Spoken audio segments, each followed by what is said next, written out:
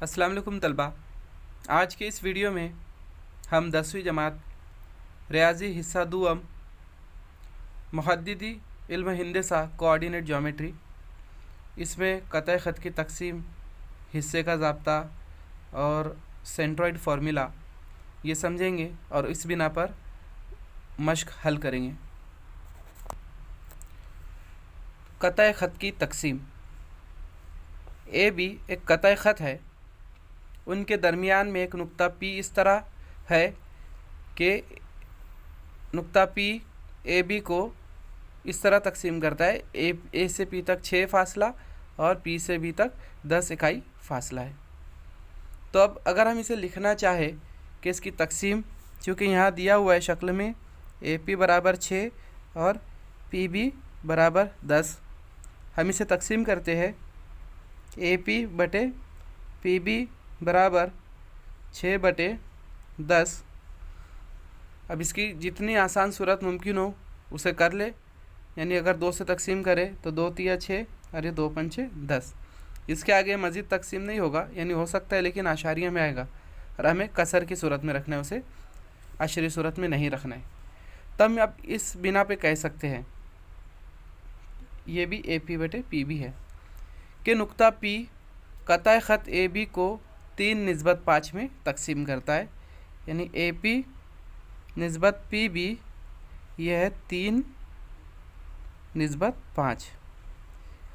इस तरह हम कह सकते हैं। ये निस्बत क्या जाहिर करता है कि अगर ये 3 हिस्सा है तो ये 5 हिस्सा है, यानी इसकी लंबाई 3 सम और 5 सम नहीं कहलाएगी। ए से पी तक अगर 3 हिस्सा है तो पी से बी तक ये 5 हिस्सा होगा। ठीक है, आइए अब इसी का इस्तेमाल करते हुए हम हिस्से का ज़ाब्ता समझ ले। ये उसका बुनियाद था, इसलिए मैंने ये क़तए ख़त ए बी है जिसमें नुक्ता ए का मुहद्दिद x1 y1 और नुक्ता बी का मुहद्दिद x2 y2 है, और नुक्ता पी जो क़तए ख़त ए बी को m तनासुब n में तकसीम करता है, उस पी का जो मुहद्दिद x, y है। तो आइए अब हम इस ज़ाब्ते में इस जो मुहद्दिद पी के जो मुहद्दिद है एक्स वाई, उसका ज़ाब्ता देखेंगे। तो ए पी निस्बत पी बी ये हमें दिया गया है एम निस्बत एन। अगर इस तरह हो तो हम यहाँ सिर्फ ज़ाब्ता समझ रहे बच्चों, उस बिना पर हमें मिसाल हल करनी है। इसका डेरिवेशन इंशाल्लाह आपको दूसरी वीडियो में दिया जाएगा। तो ये ए पी निस्बत पी बी इस तरह हो तो नुक्ता पी का एक्स मुहद्दिद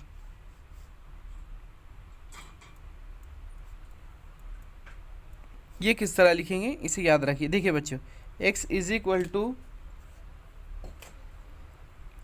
इस m को देखिए क्रॉस करना है, इस m को b के x मुहद्दिद से ज़र्ब करिए। ये याद रखने का तरीका बता रहा हूँ, एक ट्रिक आसानी से आपको याद होगा इसलिए, है ना। m ज़र्ब x2 और इस n को इस a के x मुहद्दिद से ज़र्ब करिए n ज़र्ब x1। और चूँकि ये p है ए बी के अंदर मौजूद है, इसके लिए जमा करनी होगी। किस तरह लिखेंगे इसे, m x2 अंदर नुक्ता है ए बी के, इसलिए n जमा लिखे n x1। ठीक है, अब इसे तकसीम करना है इन तनासुब की जमा के साथ, m जमा n। तो ये हो गया उसका x मुहद्दिद। अब उसी तरह हम नुक्ता p का y मुहद्दिद किस तरह लिखेंगे वो भी समझ लेते हैं। नुक्ता p का y मुहद्दिद तरीका वही है, इस m को y से ज़र्ब करिए, इस n को इस y से ज़र्ब करिए और उनमें जमा का ही अमल होगा। तो y बराबर m y2 plus n y1 और बटे में m प्लस n। तो ये नुक्ता p जो हिस्सों में तकसीम कर रहा है 2 हिस्सों में, तो उस नुक्ते का मुहद्दिद हम इस तरह लिख सकते हैं P x y mx2 plus nx1 upon m plus n my2 plus ny1 upon m plus n। तो ये ज़ाब्ता याद रखना है आपको, क्योंकि ये हमें मिसाल हल करने में इस्तेमाल होने वाला है। तीसरा जो ज़ाब्ता हमें देखना है, कतई ख़त के वस्ती नुक्ते का ज़ाब्ता, है ना, इसे कहते हैं मिड पॉइंट फार्मूला। तो जैसे कि बयान में उसके हेडिंग में है कि वस्ती नुक्ता, ये कतई ख़त ए बी है जिसमें नुक्ता पी ए बी का वस्ती नुक्ता है। वस्ती नुक्ता माने बिल्कुल बीच का हिस्सा है और ये मसावी हिस्सों में तकसीम करेगा ए बी को। तो जब कभी भी कोई चीज़ या कोई नुक्ता किसी कतई ख़त को दो मसावी हिस्सों में तकसीम करता है तो उनकी निस्बत हमेशा 1:1 होती है। यानी ये एक हिस्सा है तो ये भी एक हिस्सा रहेगा, ये दो हिस्सा है तो ये भी दो हिस्सा रहेगा, लेकिन आमतौर से हम एक एक लिखते हैं, ये मसावी हिस्सा रहेगा। ठीक है, तो ये जो नुक्ता P है वस्ती नुक्ता ए बी का जिसका मुहद्दिद XY है, तो हम इसे x1 y1 और x2 y2 की सूरत में किस तरह लिख सकते हैं वो समझ लेंगे। इसके लिए हमें इस कतई ख़त का ज़ाब्ता इस्तेमाल करना पड़ेगा, हिस्से का ज़ाब्ता। तो यह m और n की जगह 1 है, m निस्बत n बराबर 1। तो अब हिस्से का ज़ाब्ता अगर हम इस्तेमाल करते हैं तो क्या मिलेगा हमें, x is equal to mx2 plus nx1 upon m plus n। ठीक है, चूँकि m भी 1 है और n भी 1 है, 1:1, तो हो जाएगा 1 x2 plus 1 x1 upon 1 plus 1। ठीक है, 1 ज़रब x2 मतलब x2 जमा 1 ज़रब x1 मतलब x1 बटे 2।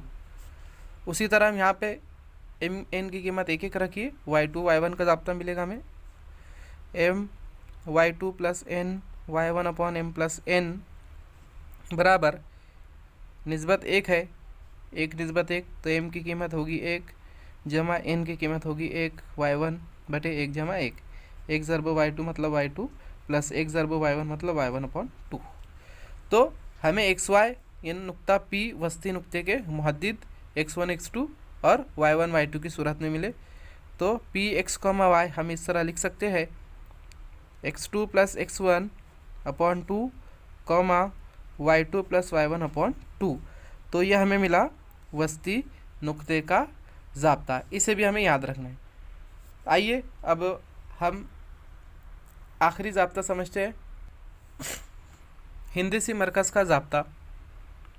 तो हिंदसी मरकज़ क्या होता है, हम पहले ये समझ लें कि कोई मुसल्लस है, इस मुसल्लस में अगर हम किसी राज से, मान लीजिए ए राज से, उसके मुकाबिल के ज़िले के वस्ती नुक्ते से, कौन सा नुक्ते से, वस्ती यानी BC का बिल्कुल दरमियान का नुक्ता है ना, उसको इस राज ए से जोड़ेंगे तो ये जो कतई ख़त हमें AD मिला ये उसका वस्तानिया कहलाएगा।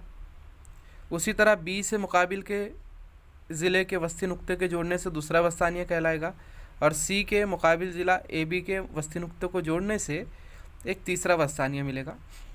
तो ये तीनों वस्तानिये किसी एक नुक्ते पर ही कता जो है, मान लीजिए ये तीनों वस्तानी इसी नुक्ते से गुजरेंगे, तो जहाँ ये मरकूज़ होते हैं तीनों खतूत, तीनों वस्तानिये, उस नुक्ते को कहते हैं हिंदसी मरकज़, अंग्रेज़ी में कहते हैं सेंट्रॉइड, और जिसे G से ज़ाहिर किया जाता।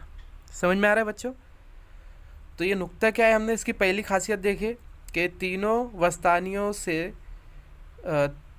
नुक्ता तकाते होता है, तीनों वस्तानियों का नुक्ता तकाते ये हिंदसी मरकज़ कहलाता है उस मुसल्लस का, ये खुसूसियत। अब दूसरी खुसूसियत क्या है कि ये जो नुक्ता G होता है हिंदसी मरकज़ सेंट्रॉइड, उस वस्तानियों को 2:1 में तकसीम करता है, यानी इस राज से इसका जो G का फासला अगर 2 है तो G से D का फासला 1 रहेंगे, इस निस्बत में तकसीम करता है। समझ में आया बच्चों? तो देखिए इस D का हम मुहद्दिद लिख ले वस्ती ज़ाब्ते का इस्तेमाल करते हुए, x2 plus x3 divide by 2 और ये y2 plus y3 divide by 2। चूँकि हमने इसको देखा है, इसी खुसूसियत जानते हैं हम, AG निस्बत GD, ये हमें मिलेगा 2:1। तो हमें G का मुहद्दिद लिखना है कि नुक्ता G कतई ख़त AD को 2:1 में तकसीम करता है। हमारे पास A का भी मुहद्दिद मौजूद है और D का भी मुहद्दिद मौजूद है, तो हिस्से के ज़ाब्ते से हम कल हल करेंगे कि जी एक्स वाई कहेंगे इसे, ठीक है। तो x का जो मुहद्दिद है ये मिलेगा 2 ज़र्ब इसका x मुहद्दिद यानी x2 plus x3 divide bye 2 plus 1 ज़र्ब x1 और इनके बटे में 2 जमा 1। देखिए 2 और 2 कैंसिल हो जाएगा, हमें मिलेगा x2 प्लस x3 और ये प्लस 1 ज़र्ब x1 मतलब x1, 2 प्लस 1 3। तो हमें क्या मिला, x1 plus x2 plus x3 divide by 3। तो इस हिंदसी मरकज़ सेंट्रॉइड का x मुहद्दिद मिला तीनों रास के x मुहद्दिद की जमा बटे 3। देखिए x1 plus x2 plus x3, x1 plus x2 plus x3 divide by 3। उसी तरह हम y मुहद्दिद मालूम करते हैं इसका, तो सेम है, इस 2 को इसके y मुहद्दिद से मल्टीप्लाई करिए, 2 into y2 plus y3 divide bye 2, 2 into y2 plus y3 divide bye 2, फिर plus 1 into y1, 1 into y1 divide by इनका तनासुब की जमा जो रेशो है उसकी एडिशन, ठीक है। ये 2 कैंसिल हो जाएगा, ये मिलेगा y2 plus y3 plus 1 into y1 माने y1, 2 प्लस 1 3। तो इसको इस तरह लिख सकते हैं हम y1 plus y2 plus y3 divide by 3। तो हमें सेंट्रॉइड का फॉर्मूला क्या मिला, G X Y x1 plus x2 plus x3 divide by 3, y1 plus y2 plus y3 divide by 3। तो ये जितने भी ज़ाब्ते हमने देखे हैं उम्मीद करता हूँ आपको समझ में आया होगा। आप इसे अच्छी तरह ज़हन नशीर कर ले, उसे लिख कर याद कर ले, इस पर मुबनी हम मश्क हल करेंगे। अल्लाह हाफिज़।